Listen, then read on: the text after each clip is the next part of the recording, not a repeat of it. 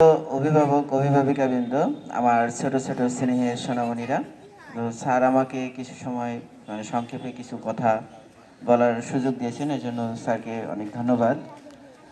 ছোট ছোট সোনামণিদের উদ্দেশ্যে একটি কথা, সেটা হচ্ছে যে আপনারা সবাই জানেন যে আমাদের 1লা জানুয়ারি বই উৎসব। তো সকাল 9টায় আমাদের প্রথম থেকে পঞ্চম শ্রেণী পর্যন্ত এবং ষষ্ঠ থেকে দশম শ্রেণী পর্যন্ত যে কটা বই আর কি আসছে আমাদের হাতে, আমরা বাচ্চাদের হাতে বই তুলে দেব। তো আপনারা জানেন যে 1লা জানুয়ারি বই উৎসব হবে সকাল 9টায়।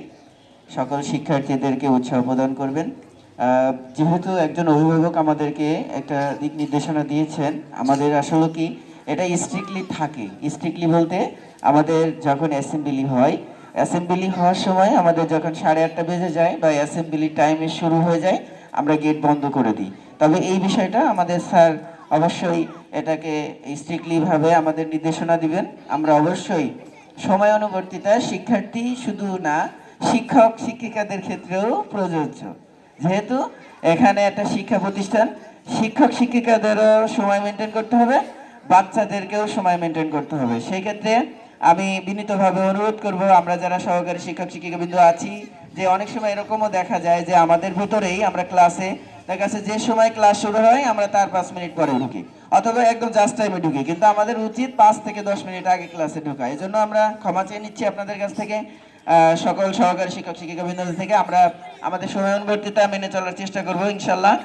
আর পাশাপাশি সকল শিক্ষার্থীদের জন্য আর অভিভাবকদের জন্য আমার একটু বিনীত অনুরোধ আছে যে আপনারা অনেক সময় অনেক কথা আমি শুনতে পাই। তো আমরা জানি যে আমাদের প্রতিষ্ঠানকে আমরা অনেক ভালোবাসি, আপনারাও কিন্তু আমাদের প্রতিষ্ঠান, মানে এটা আপনাদেরও প্রতিষ্ঠান। তো আমাদের ভুল ত্রুটি হবে, আপনারা আমাদের চোখে আঙুল দিয়ে দেখাই দিবেন।